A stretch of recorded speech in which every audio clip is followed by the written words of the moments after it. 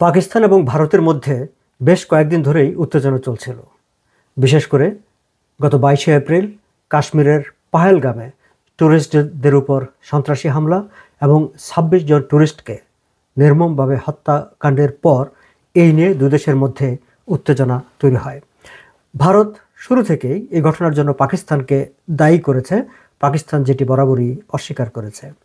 কিন্তু 26 জন টুরিস্টের নির্মম হত্যাকাণ্ডের ঘটনায় দুই দেশের সম্পর্কে টানাপোড়েন তৈরি কেবল করেনি, এটি উত্তেজনাও তৈরি করে, যুদ্ধ পরিস্থিতি তৈরি করে।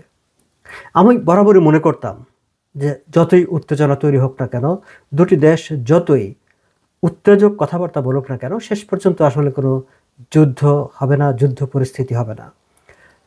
কোভিডের ভয়াবহ চাপ, তারপর ইউক্রেন যুদ্ধ, এই দুটি ঘটনা পুরো বিশ্বের অর্থনীতিকে প্রচণ্ড রকম চাপের মধ্যে ফেলে দিয়েছে।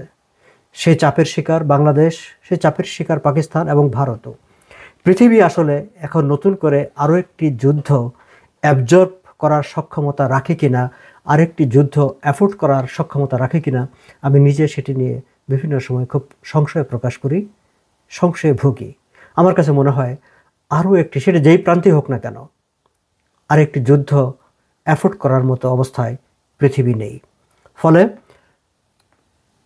ইন্ডিয়া এবং পাকিস্তানের মধ্যে উত্তেজনা তৈরি হলেও আন্তর্জাতিক শক্তি বহির্বিশ্ব সেই উত্তেজনা প্রশমনে ভূমিকা রাখবে। কিন্তু আমরা দেখলাম আসলে সবার সামনে, পৃথিবীর চোখের সামনে দুটি দেশের উত্তেজনা বেড়েছে এবং শেষ পর্যন্ত ভারত পাকিস্তানে মিসাইল হামলা করেছে। এবং ভারতের দিক থেকেও ভারত নিয়ন্ত্রিত কাশ্মীরে গোলা নিক্ষেপ করা হয়েছে। দুটি হামলার ঘটনায় বেশ কিছু বেসামরিক মানুষ, নারী, শিশু নিহত হয়েছে। এবং যেহেতু ভারত হামলাটি করেছে, ভারতের পক্ষ থেকে বলা হয়েছে যে তারা পাকিস্তানের 9টি সাইটে মিসাইল অ্যাটাক করেছে। এবং পাকিস্তান তার পাল্টা প্রতিক্রিয়া বলেছে যে পাকিস্তান ডিজার্ভ করে এর পাল্টা প্রতিশোধ নেওয়ার, এবং পাকিস্তান তার পাল্টা ব্যবস্থা নেবে। এখন এই যে পাল্টাপাল্টি, সেই পাল্টাপাল্টিকে শেষ পর্যন্ত এই অঞ্চলে আরও একটি রক্তক্ষয়ী যুদ্ধ বাঁধিয়ে দেবে। এবং যদি যুদ্ধটা শেষ পর্যন্ত বেঁধেই যায়, তাহলে লাভ কার, ক্ষতিকার? প্রতিটি যুদ্ধে মানুষ মরে, অর্থনীতি ক্ষতিগ্রস্ত হয়, আমার আপনার মতো সাধারণ মানুষ তারা ক্ষতিগ্রস্ত হয়, তারা ভোগান্তির শিকার হয়। ভারতের রাজনীতিকরা, পাকিস্তানের রাজনীতিকরা, আমার মাঝখানে এটিও মনে হতো যে বর্তমানে পাকিস্তানেও ইলেকটেড গভর্নমেন্ট, ভারতেও ইলেকটেড গভর্নমেন্ট, যেসব দেশে নির্বাচিত সরকার থাকে তখন তারা যুদ্ধে জড়ায় না। আমি এখনও বিশ্বাস করি যে দুটি দেশেই যেহেতু নির্বাচিত সরকার আছে, এই উত্তেজনা শেষ পর্যন্ত হয়তো প্রশমিত হয়ে যাবে, তারা যুদ্ধে জড়াবে না। কিন্তু হু নোজ, পাকিস্তান, ভারত অস্ত্রের ব্যবহার যেহেতু শুরু করেছে, শেষ পর্যন্ত সেটি যুদ্ধে গড়ায় কিনা এবং সেই যুদ্ধ কতটা প্রলম্বিত হবে আমরা সেটি জানি না। কিন্তু সেই যুদ্ধে আমরা, মানে বাংলাদেশ কিংবা এই অঞ্চল, আমরা ক্ষতির সম্মুখীন হব। ক্ষতির সম্মুখীন হবে এই অঞ্চলের অর্থনীতি। দর্শক, কোভিডের পর, ইউক্রেন যুদ্ধের পর সাউথ এশিয়ান ইকোনমি সেটিও প্রচণ্ড চাপের মধ্যেই আছে। আমি যদি একটু অর্থনীতি নিয়ে একটু আজকে যদি কথাবার্তা বলি, তাহলে আমরা দেখি কি ওয়ার্ল্ড ব্যাংকের ডাটা, বিশ্ব ব্যাংকের তথ্য উপাত্তের দিকে যদি তাকাই, তাহলে তারা মানে এই সাউথ এশিয়ান গ্রোথটাকে ডাউন প্লে করে দিয়েছে। অর্থাৎ এখানকার যে প্রজেকশন ছিল, যে প্রবৃদ্ধি যেটি হবে, সেটিকে তারা কমিয়ে এটা 2023 ফিগার 5.8% তারা নিয়ে এসেছে। এখন যদি যুদ্ধ শুরু হয়, তাহলে এমনিতেই এখানকার গ্রোথকে ডাউন প্লে করে প্রজেক্ট করেছে বিশ্ব ব্যাংক। এখন যদি যুদ্ধ শুরু হয়ে যায়, তাহলে তার ইম্প্যাক্ট কী হবে? তাহলে এই অঞ্চলের সাপ্লাই চেইন ডিসরাপ্টেড হবে। ফলে কনজিউমার গুডস, অন্যান্য পণ্য সরবরাহ, কিংবা এই অঞ্চল থেকে পৃথিবীর অন্য প্রান্তে, বিশ্বের অন্য প্রান্তে পণ্য সরবরাহ, সেটি বাধাগ্রস্ত হবে। তার একটা ইম্প্যাক্ট হবে ইকোনমিতে। শুধু যে এই অঞ্চলের ইকোনমিতে ইম্প্যাক্ট হবে তাই নয়, অন্য অঞ্চলের ইকোনমিতেও ইম্প্যাক্ট হবে। এনার্জি শর্টেজ দেখা দেবে, এগুলো বিশেষজ্ঞরা বলছেন। ফুড ইনসিকিউরিটি, খাদ্য নিরাপত্তাহীনতা তৈরি হবে। যুদ্ধ কেবল যে মানুষের জীবনের নিরাপত্তাহীনতা তৈরি করে তাই নয়, তার খাদ্য, চিকিৎসা, মৌলিক যেসব চাহিদা সেই সব ক্ষেত্রেও সংকট তৈরি করে, নিরাপত্তাহীনতা তৈরি করে।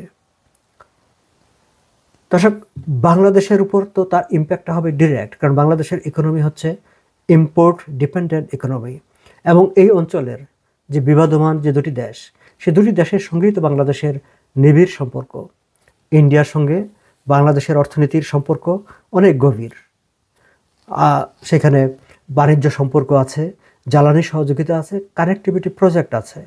আবার পাকিস্তানের সঙ্গে অতি সম্প্রতি, বিশেষ করে জুলাই আগস্টের পর থেকে পাকিস্তানের সঙ্গে নতুন করে বাণিজ্য সহযোগিতা শুরু হয়েছে, বাণিজ্য সহযোগিতা সম্প্রসারিত হচ্ছে।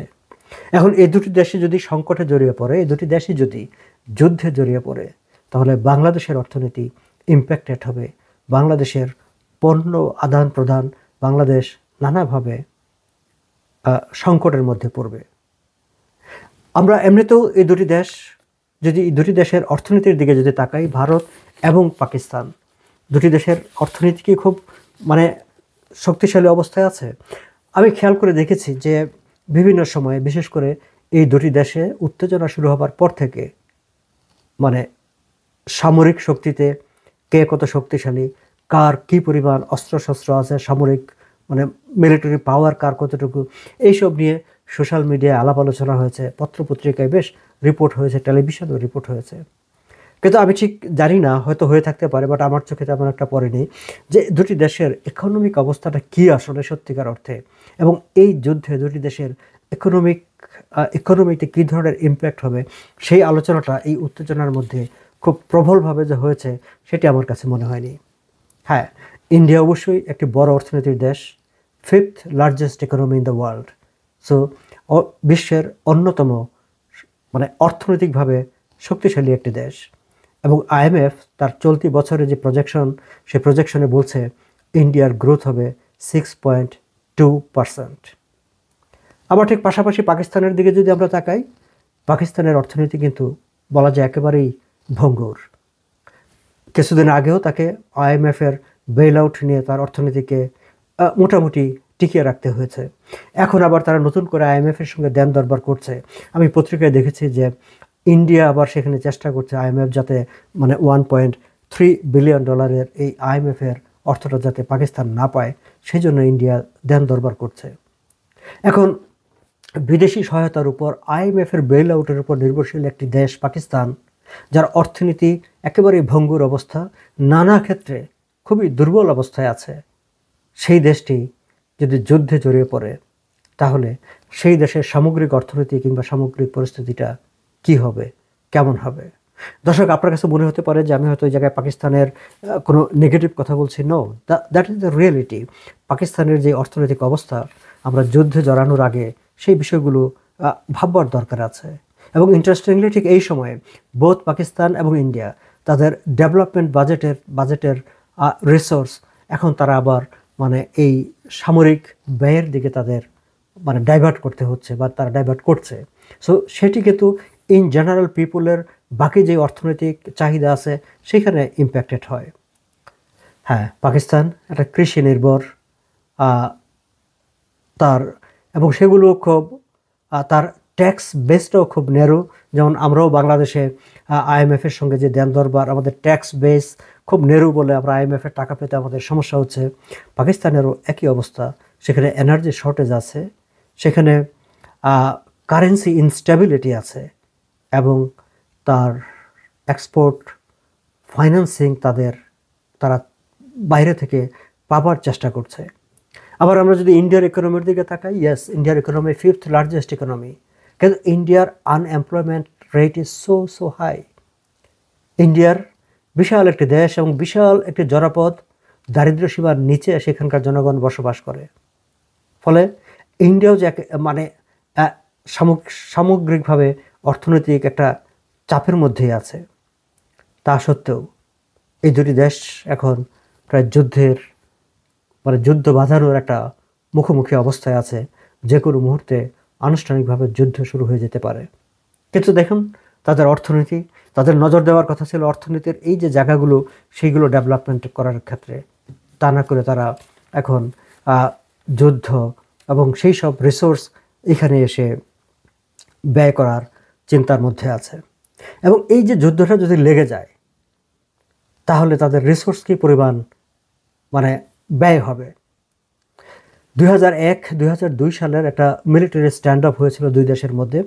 সেইটার একটা ক্যালকুলেশন ধরে আমি দেখলাম যে অনেক গবেষণা সংস্থা যে হিসাবটি দিচ্ছে তাতে তারা বলছে যে একটা মিনিমাম লেভেলের কনফ্রন্টেশন, মিলিটারি আর্মড কনফ্রন্টেশন যদি পাকিস্তান এবং ইন্ডিয়ার মধ্যে হয়, সেক্ষেত্রে ইন্ডিয়ার প্রায় $1.8 বিলিয়ন মানে মতো ন্যূনতম তাদের একটা সেখানে ব্যয় হয়ে যায়। অপরদিকে পাকিস্তানের ব্যয় হয়ে যায় $1.2 বিলিয়ন মতো। এবং ইউনাইটেড আরব এমিরেটস ভিত্তিক একটা নন প্রফিট রিসার্চ অর্গানাইজেশন, তারা ডেভেলপমেন্ট এই ধরনের যুদ্ধ পরিস্থিতিতে যেসব মানে ফাইন্যান্সিং হয় সেই সব বিষয় নিয়ে তারা রিসার্চ করে ডে টু ডে বেসিসে। Forum alliance, foreign affairs forum, তারা একটা হিসাব করে দেখিয়েছে যে ঠিক ইন্ডিয়া এবং পাকিস্তানের মধ্যে এই যে উত্তেজনাটা তৈরি হয়েছে, এটি যদি আসলে সত্যি সত্যি যুদ্ধে জড়িয়ে পড়ে দুটি দেশ বা তাদের মধ্যে যদি আর্মড কনফ্লিক্ট শুরু হয়, তাহলে মানে ইন্ডিয়ার গড়ে প্রতিদিন 460 থেকে 5,000, depending on the size of conflict, 5,000 crore rupee তাদের সরাসরি মিলিটারি এক্সপেন্সেস তাদের ব্যয় করতে হয়। এগুলো কিন্তু ইকোনমিক ইম্প্যাক্ট না, জাস্ট ডিরেক্ট তাদের আর্মি মুভমেন্ট, ট্রুপস মুভমেন্ট, তাদের আর্মস, অ্যামুনেশন এইসবের ক্ষেত্রে। অপরদিকে আবার এটি যদি দীর্ঘায়িত হয় তাহলে তাদের মানে ইকোনমিক লস হয় 1.34 লাখ কোটি রুপি, $17.8 বিলিয়ন। এটা হচ্ছে ইকোনমিক লসেস। আমি ইন্ডিয়ার কথাই বললাম, যেহেতু ইন্ডিয়া একটা বড় মানে ইকোনমির দেশ, একটা 5th লার্জেস্ট ইকোনমি, এই মানে ব্যয়টা হচ্ছে তাদের। আবার পাকিস্তানের হচ্ছে এখন অলরেডি পাকিস্তান এবং ভারতের মধ্যকার যে ডিরেক্ট মানে $1.2 বিলিয়ন যে ফর্মাল ট্রেড, আবার ইনফর্মাল ট্রেড তাদের আছে, সেটি তো অলরেডি বন্ধ হয়ে গেছে। আবার মধ্যপ্রাচ্য থেকে পাকিস্তানের বেশ কিছু প্রোডাক্ট যেগুলো আনা নেওয়ার ব্যাপার থাকে, সেগুলোর কস্টিং অনেক গুণ বেড়ে গেছে ইতিমধ্যে। তো সামগ্রিকভাবে একটি অর্থনৈতিক চাপের মধ্যে থাকা মানে একটা ভঙ্গুর অর্থনীতির দেশ পাকিস্তান নতুন করে আবার চাপের মধ্যে পড়েছে। এই নতুন যে উত্তেজনা পাকিস্তান এবং ভারতের মধ্যে তৈরি হয়েছে সেই কারণে। দর্শক, শেষ করবার আগে আমি টোটাল যে অবস্থাটা দাঁড়িয়েছে সেটি হচ্ছে পাকিস্তান এবং ভারতের এই যে উত্তেজনা, এই উত্তেজনাটি যদি শেষ পর্যন্ত সশস্ত্র সংগ্রামে লড়াইয়ে পরিণত হয় তাহলে দুটি দেশের অর্থনীতি ক্ষতিগ্রস্ত হবে, সেটি যেমন সত্য। এই অঞ্চলে একটা অস্থিরতা তৈরি হবে, এই অঞ্চলের অর্থনীতি ব্যাহত হবে, আর তার ডিরেক্ট একটা ইম্প্যাক্ট হবে বাংলাদেশের অর্থনীতিতে, বাংলাদেশের এমনকি ইনভেস্টমেন্ট, ফরেন ডিরেক্ট ইনভেস্টমেন্ট, যেটি আমরা এখন খুবই চেষ্টা করছি। এমনিতেই বাংলাদেশের অর্থনীতি প্রচণ্ড রকম চাপের মধ্যে আছে, ফরেন ইনভেস্টমেন্ট নাই, IMF-এর টাকা আমরা পাচ্ছি না, নানা রকম ক্রাইসিসের ভেতর দিয়ে যাচ্ছে বাংলাদেশের অর্থনীতি। কিন্তু এই যুদ্ধটি শুরু হয়ে গেলে এই অঞ্চলে যে অস্থিরতা তৈরি হবে, নিরাপত্তাহীনতা তৈরি হবে, সেটি বাংলাদেশ থেকেও বিদেশি বিনিয়োগকারীদের মুখ ফিরিয়ে নিতে বাধ্য করবে। কারণ কোনো একটি অঞ্চলে যদি যুদ্ধ পরিস্থিতি থাকে, অস্থিরতা থাকে, সেখানে কেউ ব্যবসা করতে, বিনিয়োগ করতে আসে না। নিজের দেশের ব্যবসা বাণিজ্য যেখানে চলবে না, সেখানে বিদেশিরা কেন ব্যবসা করতে আসবে, কেন বিনিয়োগ করতে আসবে? দর্শক, আমরা চাইব বোথ পাকিস্তান এবং ইন্ডিয়া, দুটি দেশের রাজনীতিকরা, দুটি দেশের সরকার, তাদের মিলিটারি অফিসিয়ালস এই অর্থনৈতিক বাস্তবতাটা বিবেচনায় নেবেন। তারা যুদ্ধের পথ পরিহার করে শান্তির পথ বেছে নেবেন। আজ এই পর্যন্তই, ভালো থাকবেন।